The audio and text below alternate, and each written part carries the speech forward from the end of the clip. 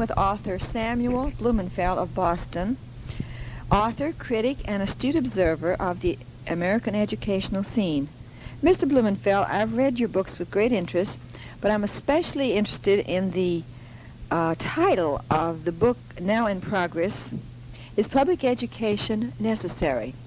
Could we perhaps begin our interview by asking you the meaning of this title? Is to bring finally the question to the American people about public education, whether it is viable, whether it is necessary. And my view at this point is that it not only is not necessary, but that it's a positive danger for us as a people, that public education has gone far astray and it has now become the instrument for the totalitarians in our society to create whatever they want using the I suppose you're referring to the elitist idea that we can make of our children anything we wish, particularly the behaviorists, who are receiving maybe 99% of the government funds. And yes, the behaviorists, as a matter of fact, are getting an awful lot of federal money. HEW has been pumping a lot of money into new curricula. Because I consider HEW a bureaucratic monster gone berserk. I don't know how you feel about HEW, but... Well, I would agree with you. I would agree with you on that. As a matter of fact, I'm a firm opponent of bureaucracy in general because I believe that bureaucracy is totalitarian in its drift. It seems to just accumulate more power and more power, and because they are basically non-productive, they have to keep inventing schemes by way of which more paperwork by way of which they can get more money from the public, and they always have to justify it because the public eventually wises up to what the bureaucracy is doing. Well, I've always heard the expression that any bureaucracy feeds on itself until the point of total collapse, or... Yes, but need we go through this collapse, you see? That is, I believe that as an intelligent nation, we can see the trend of events, we can see the drift of things, and that we can reverse them if we want to. You say we can reverse them, but how can we affect, how can we change? Legislation has been going the other way. I'm speaking of some of the child advocacy legislation, and how can the average person affect anything?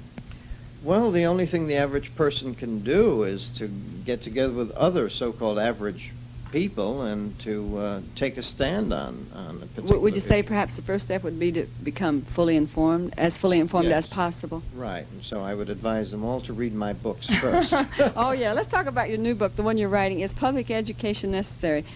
You just started to get into this. I'd like to know a little more about the theme or the idea behind it. Well, as I said, the purpose of that book is to open the debate on the viability of public education for our society. You know, every totalitarian society boasts about its public educational system. The Cubans, the Russians, the Nazis, they all had marvelous public school systems because that was the vehicle by which the children could be made into obedient servants of the dictatorship.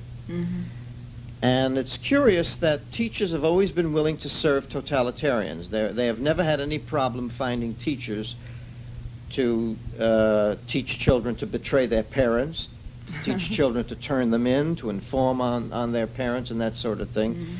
The totalitarian states always have plenty of teachers willing to do the job of the dictator, and I'm afraid that that's the kind of situation we're getting in this country, particularly where teachers are being politicized by the teacher unions to become politically active and to support certain candidates. I'm aware of this. I saw the recent NEA bulletin in which it was stated that we now, meaning the NEA, we now have the power to put in any president we wish. So I'm sure it's quite political now. Yes, they've become a very strong political lobby, and their only interest is in serving their own ends. They're not interested in, quote, education, unquote. First of all, they don't even know what education is. They refuse to define it. You know, nobody in this country can define education. Let's try to define it. Can you define it for me?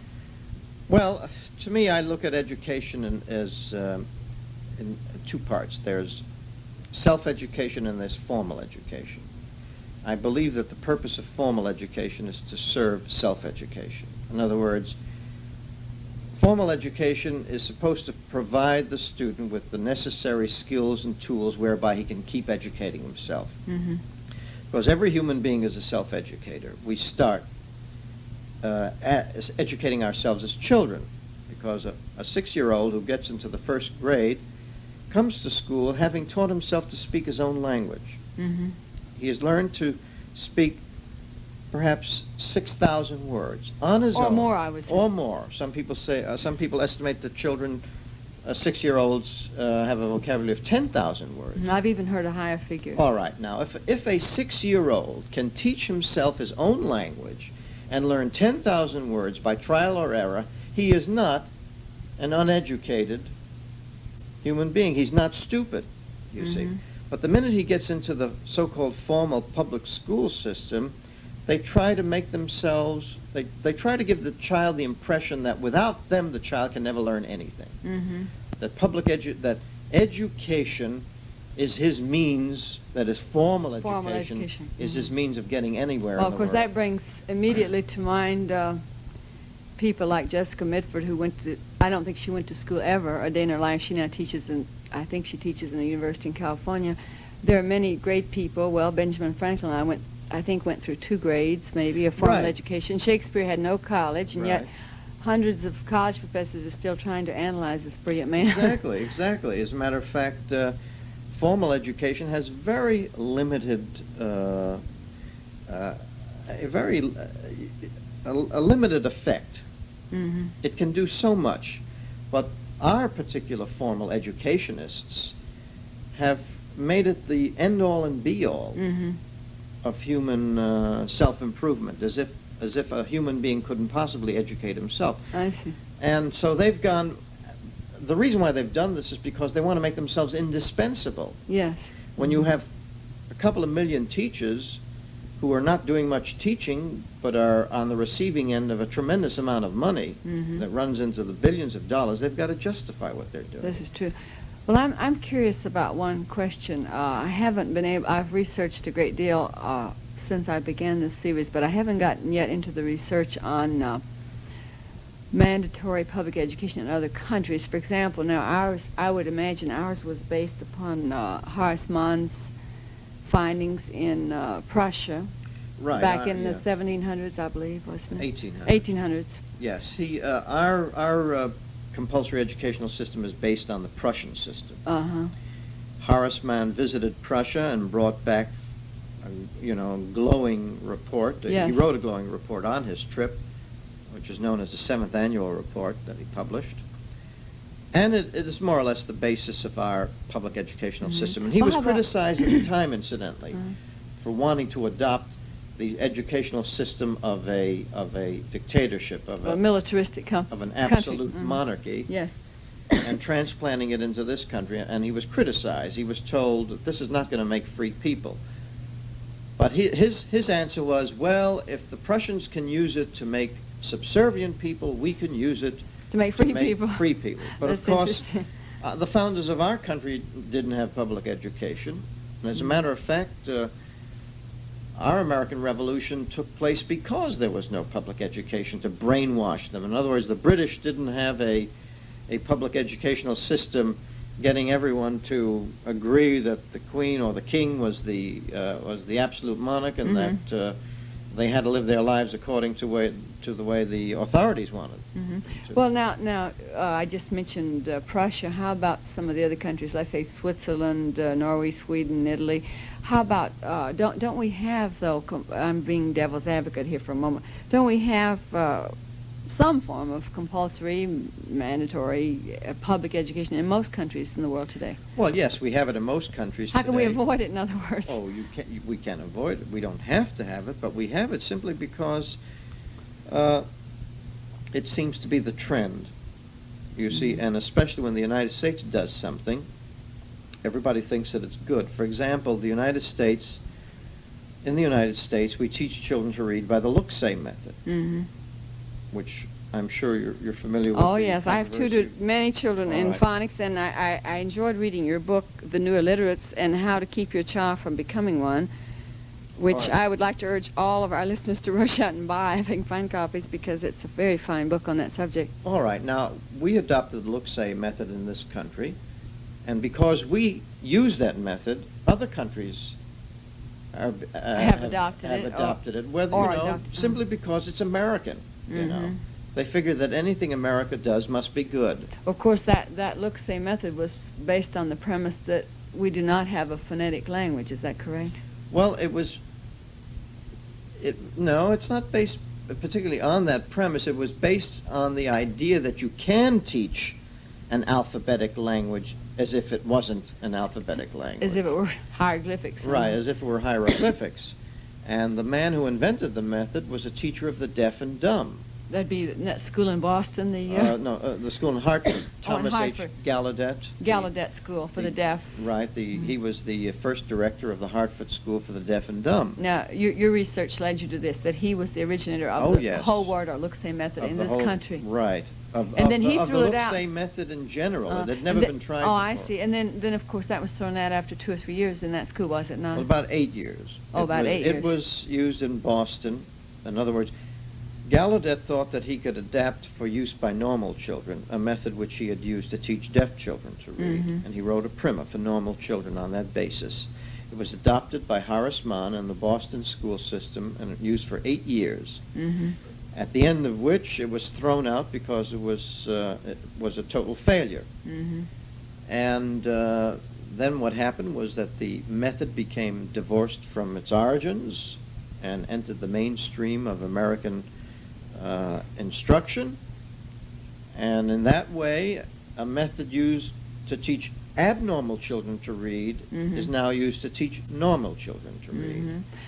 That's fascinating. It's grim, but it's fascinating. Yes, it's sort of frightening to think It is. that the American parent is sending his child to school to be taught to read as if he were deaf. Well, I may not be correct on this point, but it is my understanding that today we have the highest functional illiteracy rate in the world, that is of technologically advanced countries. Is this correct? Well, I don't know. I don't think there have been any figures on, international statistics on functional literacy.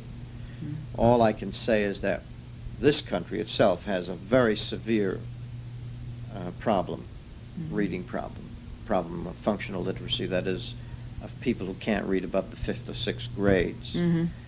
And we just don't know the extent of the damage this is doing to our society. Well, I've seen much of this damage firsthand. For example, several years ago I went to a correctional school for boys, a very fine school near my home in Pennsylvania.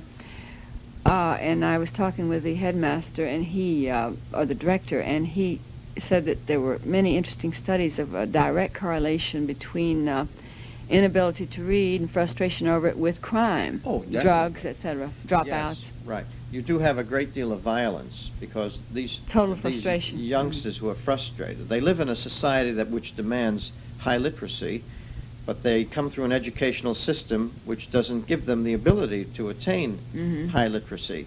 So they feel particularly frustrated, and they wonder whether to blame themselves or the schools. And they usually blame the schools because they sense there is something wrong with the schools. It's very interesting about young people is that they're not fooled. When I was substitute teaching in the high schools of Quincy, when I was researching my first book on private schools, one of the complaints of the students was that they weren't learning anything. So the students themselves were yes. unhappy that they were not learning or being challenged. Right. They know they're not learning anything. They know that they're being cheated and deceived because they're getting diplomas for doing nothing. So they know there's something wrong. They know the diploma is worthless. I mean, I know high school graduates who can't read above a 4th grade level and who are now in their postgraduate years getting some remedial attention. Now, they know they've been given diplomas, so they know that the school system is phony because they know the diploma stands for nothing. So you don't fool these children. That's true. Well, of course, to take the other side for a moment to try to balance out this interview, there are some schools, I'm sure, in the country who do use intensive phonics. Yes, there are. They're in the minority, I'm afraid, but Yes, there in are the some minority. schools. I've talked with some superintendents who You mean do. public schools? Yes, there are a few. Yeah, there are some I would say They're adopting some about good. 25% of the schools in this country. Oh, use- that's wonderful. I was afraid it was only about 15%. No, but I'm saying 15% perhaps of the public schools, but it's the private schools. Oh, the private I'd schools say are about using it. 75% of the private schools use phonics, intensive phonics. Of course, we're not speaking about the so-called progressive schools that some of our national leaders attended when they were quite young, when they did not learn to read. We're not speaking of those progressive No. private schools. No, we're talking about the parentally oriented schools, the southern schools that have sprung up like mushrooms all over the South. Yes, The I'm familiar with Christian one school in schools. Pensacola, I believe, where it started out 20 years ago with about 30 students, and today they have about, I think, 10 or 15,000 students. Well, maybe This not is 10 a- or 15,000. Well, not in I one don't know. school. I get maybe I have my figures mixed up. Yeah. I get confused on figures. But this school has started, and on a very small scale, first and second grade. It added Oh, yes. 2 grades each year, and they now have a college. Right. So then they have a kindergarten now. So they're getting marvelous results in this Christian Yes. school. Yeah, there are these Christian schools that are sprouting up all over the country. You have various kinds of alternative schools to public education, where the stress usually is on intensive phonics, because they realize that the parents certainly realize that when they're paying for the school directly, they want results. Absolutely. And they're not going to be satisfied with fun and games. Yeah. You know. I was interested when I was reading your book, How to Start Your Own Private School and Why You Need One. By the way, what year did this come out? This Arlington House publisher. 72, I believe. 72. I've read No, it several 70 times. Well, no, that's the second printing, 73. 72 it first came out. It's a fascinating book, and you went into great detail about how these Christian schools around the country have, and other private schools have given great hope to the Yes. future of Right. education. Well, I feel this way, that we're going to have leaders, and our leaders are going to have to be able to read, and so they're going to come out of the schools that have produced the people who can read. They're not going to come out of the schools that are producing dropouts and juvenile delinquents and functional illiterates. So that the chances are that you're going to get a lot of very fine people out of these private schools. that And are yet, going just several days ago, before I left Pennsylvania, I read a news story about, I didn't read the details, I plan to read it in detail later, but it was about the newest trend to withhold federal lunch money, book money, etc., from the private schools. So the private schools seem to be finding a very hard uphill battle right now. Oh, yes, the financial battle is a tough one, but parents have to realize that freedom is not free, that you have to pay for it. And it has never been free. And the worst thing that we can pretend is that it is free. And so they have to support their own schools. They've got to pay for it, but they're going to get better results from it. I mean, unfortunately, the parent has to support public education as well as the private school. He's taxed in a way double. But well, some people have criticized the Reading Reform Foundation for its so-called, quote, elitist, end quote, attitude. And the same thing may be said of private schools. Only the people who are rather affluent can afford these schools. What about the poor average guy? That's not so. The southern schools are not supported by the affluent. They're supported by the community, by the average individual. I mean, these are parents who are simply concerned. And if a parent is really genuinely concerned about his child's safety and his child's education, his child's future, he is going to find the means to give that child a decent education. He's not going to complain about it. I mean, if you buy your child shoes and if you give them food and clothing, etc., and then you find that you also have to pay for education, you'll do it. You'll do it. You change feel your priorities. that the determination then of the parents is the big factor. Whether they can afford it or not, if they're determined enough, they will. Our only hope are the parents. Our only hope, we must rely on the parents. Of course, a lot of parents are put down today who try to affect education, they go to the schools and they're told, well, you're only a parent and you really don't know very much. Leave it to the, quote, experts, end quote. Well, I'm afraid that the parents are going to have to learn. That's all there is to it. For example, the people in Boston now who are trying to start their own school, they're parents. They know absolutely nothing about education. They know absolutely nothing about running a school, but they have to learn. Mm-hmm. You know, sometimes necessity makes you do things that you don't ordinarily do. This is true. And that's what's happening. When you have to know these things to survive, you get to know them. Mm-hmm. You do what you have to do if survival is the issue. Mm-hmm. And the survival of this country as a free country is certainly the issue. And a parent's right to make decisions about their children's future is certainly the issue. How does one affect legislative measures? How do we really affect this? You know, I talked with a woman last week from Shenango Valley, from where I come, who attended a public hearing on recodification of the Pennsylvania Code of Education, and she was amazed when she went to this public hearing. Very few people were allowed the opportunity to express any views. It was not a very democratic hearing, and she was very upset by it. What do you do? Write your senators, your legislators? Do you send them telegrams? Do you call them? What do you do? That can help to some extent. But you know, I am very much anti-frustration. I'm pro-fulfillment, anti-frustration. And there's nothing more frustrating than trying to get the bureaucracy to change. Mm-hmm. To try and So get the establishment do things your way. So what you do is that you leave them alone and you create your own school. In other words, it's harder work, but you're not going to be frustrated. In other words, fulfillment is always much more difficult because it requires real effort. But then at least you know you're not going to be frustrated. I have a friend who is a minister. He's also a teacher in the guidance department of a high school back in Shenango Valley.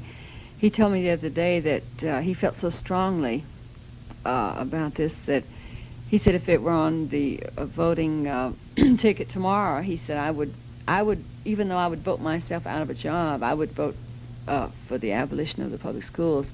Of course, he would like to see something in its place. He wouldn't like to see a vacuum there, but I think he was serious about this.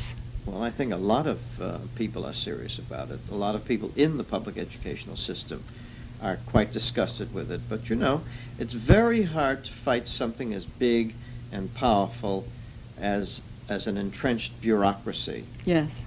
And especially when your living depends on it. Well, you're doing a fine job with your books. I'd like to mention all the names of all of your books. The New Illiterates and How to Keep Your Child from Becoming One. That was Arlington House Publishers, Boston. And I loved... Arlington House, New Rochelle. Oh, New Rochelle, I'm sorry. And then your book, How to Tutor. That was a fascinating book. I'm proud to say we have a copy of it in our Buell Henderson Library now. And then you have written Retreat from Motherhood. Now that will be out in July. In a few months. Well, by the time we air this show, it probably will be out. That is also Arlington House. Right. That's New Rochelle. Right. New Rochelle, New York. And then the book you're currently working on is Public Education Necessary? And I hope that some of our listeners will be interested enough to write or to order from their local bookstores some of your books or all of your books.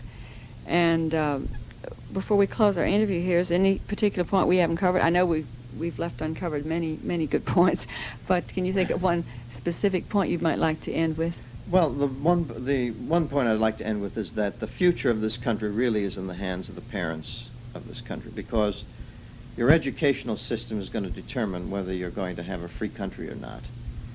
And it's only the parents of this country can take their children out of the public school system and set up their own schools, or at least, finance them and hire the people they want to run these schools so that they represent the parents' values. And so I must emphasize that it must come from the parents, because the parents have that sense of responsibility, the love of their children, and they have the families which create the fabric of our society. Yes. You see, so it's up to them. The single people are not going to do it. The swingers are not going to do it.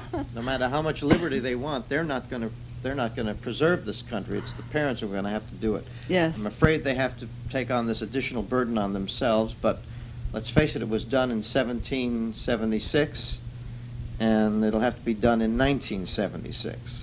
Well, I want to thank you very much, Mr. Blumenfeld, for your interview.